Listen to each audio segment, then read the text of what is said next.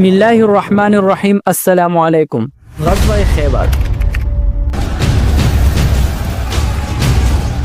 مدینہ منورہ سے خیبر کا فاصلہ تقریباً 150 کلومیٹر ہے۔ یہ فاصلہ قدیم زمانے میں گھوڑوں اور اونٹوں پر سفر کرتے ہوئے 2 سے 3 دن میں طے کیا جاتا تھا، جبکہ آج کے دور میں گاڑی کے ذریعے تقریباً 1.5 سے 2 گھنٹے میں خیبر پہنچا جا سکتا ہے۔ خیبر یہودی قبائل کا ایک مضبوط گڑھ تھا۔ یہاں قلعے، زرخیز زمینیں، ہتھیاروں کے ذخائر اور فوجی طاقت موجود تھی۔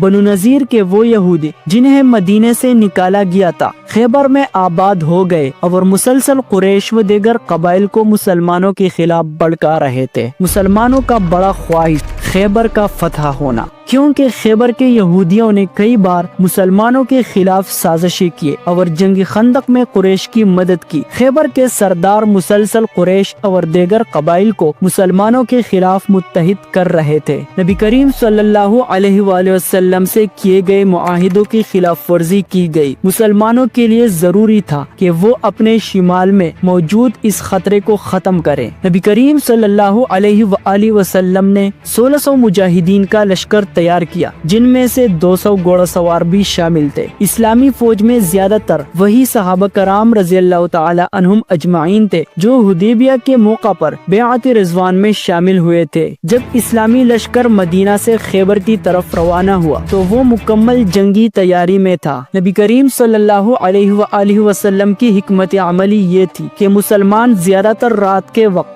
سفر کرتے اور دن میں آرام کرتے تاکہ دشمن پر اچانک حملہ کیا جا سکے۔ جب اسلامی لشکر خیبر کے قریب پہنچا تو نبی کریم صلی اللہ علیہ وآلہ وسلم نے رات میں حملے کرنے کی بجائے صبح تک انتظار کیا۔ صبح کے وقت خیبر کے لوگ حسب معمول اپنے کھیتوں اور قلعوں سے باہر نکلے۔ جیسے ہی انہوں نے اسلامی لشکر کو دیکھا وہ حیرت زدہ ہو گئے اور چیخنے لگے، محمد اپنی فوج کے ساتھ آ گئے۔ وہ جلدی سے قلعوں کے اندر گھس گئے اور مسلمان قلعوں کے محاصرے کے لیے تیار ہو گئے۔ جنگ کا آغاز قلعہ نائم سے ہوا۔ یہ قلعہ خیبر کے یہودیوں کا سب سے پہلا اور مضبوط قلعہ تھا اور یہاں یہودیوں کی ابتدائی دفاعی لائن قائم تھی جو مسلمانوں کے حملے کی پہلی رکاوٹ بنا۔ یہاں یہودیوں کے بڑے جنگجو موجود تھے۔ ان میں سے ایک مرحب کا بھائی حارث تھا جو ایک ماہر جنگجو تھا۔ مسلمانوں نے قلعہ نائم کا محاصرہ کیا اور یہودیوں نے سخت مزاحمت کی۔ یہودیوں کے سب سے بڑے جنگجو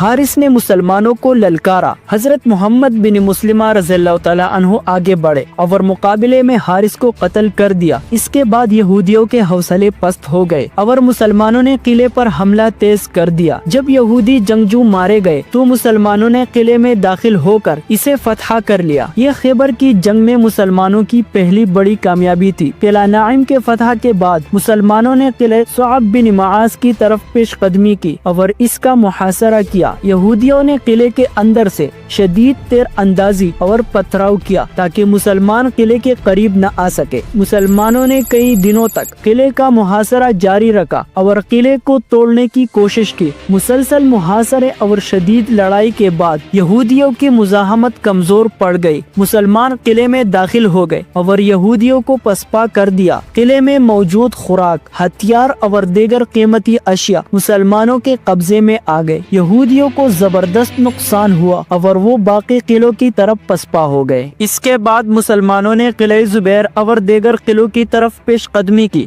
قلعہ زبیر پہاڑی پر ہونے کی وجہ سے مسلمانوں کو اوپر چڑھنے میں مشکلات کا سامنا کرنا پڑا۔ نبی کریم صلی اللہ علیہ وآلہ وسلم نے حکم دیا کہ قلعہ کی خفیہ سپلائی لائن پانی اور خوراک کو کاٹ دیا جائے۔ جب یہودیوں کو خوراک اور پانی کی شدید کمی ہوئی تو وہ قلعہ چھوڑ کر باہر نکلنے پر مجبور ہو گئے۔ جیسے ہی وہ باہر آئے مسلمانوں نے ان پر حملہ کر کے انہیں شکست دی اور قلعے پر قبضہ کر لیا۔ اس قلعے کے فتح کے بعد باقی قلعوں کے لیے مسلمانوں کی راہ مزید ہموار ہو گئی۔ مسلمانوں نے قلعہ قموس کی طرف پیش قدمی شروع کی۔ قلعہ قموس خیبر کا سب سے طاقتور، مضبوط اور آخری بڑا قلعہ تھا۔ یہودیوں کے مشہور بہادر جنگجو مرحب کا یہی قلعہ تھا جہاں اس نے اپنے ساتھیوں کے ساتھ مسلمانوں کے خلاف شدید مزاحمت کی۔ مسلمانوں کے لیے اس قلعے کو فتح کرنا خیبر کی جنگ جیتنے کا آخری اور فیصلہ کن مرحلہ تھا۔ مرحب اور اس کے جنگجوؤں نے قلعے سے باہر آ کر کئی بار حملہ کیا، لیکن مسلمانوں نے ہر بار انہیں پیچھے دھکیل دیا۔ نبی کریم صلی اللہ علیہ وآلہ وسلم نے فرمایا، کل میں جھنڈا اس شخص کو دوں گا جس کے ہاتھوں اللہ فتح عطا کرے گا اور جو اللہ اور اس کے رسول صلی اللہ علیہ وآلہ وسلم سے محبت کرتا ہے اور اللہ اور اس کا رسول اس سے محبت کرتا ہے۔ اگلے دن یہ جھنڈا حضرت علی رضی اللہ تعالی عنہ کو دیا گیا، حالانکہ ان کی آنکھوں میں تکلیف تھی۔ نبی کریم صلی اللہ علیہ وآلہ وسلم نے اپنا لعاب ان کی آنکھوں پر لگایا، جس سے وہ فوراً صحت یاب ہو گئے۔ مرحب جو کہ یہودیوں کا سب سے بڑا جنگجو تھا، میدان میں آیا اور للکارا، میں وہ جنگجو ہوں جس سے میری ماں نے مرحب کہہ کر پکارا، میں جنگی سازو سامان میں شیر کی طرح ہوں۔ حضرت علی رضی اللہ تعالیٰ عنہ آگے بڑھے اور جواب دیا،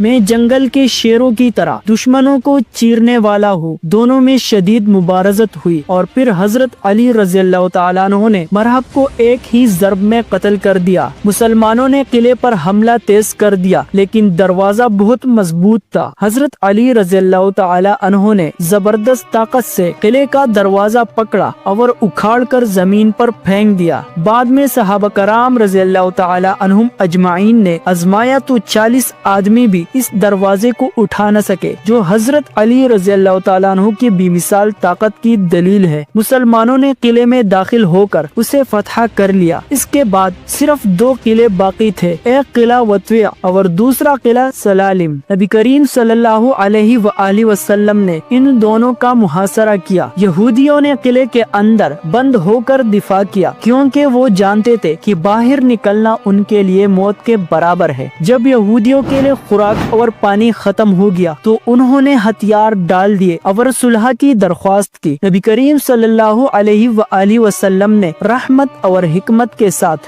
صلح قبول کر لی۔ خیبر کی جنگ مکمل طور پر ختم ہو گئی اور پورا خیبر مسلمانوں کے کنٹرول میں آ گیا۔ نبی کریم صلی اللہ علیہ وآلہ وسلم نے یہودیوں کو خیبر میں رہنے کی اجازت دی، لیکن اسلامی حکومت کے تحت اس طرح خیبر کی فتح مکمل ہوئی اور یہودیوں کی عسکری طاقت ہمیشہ کے لیے ختم ہو گئی۔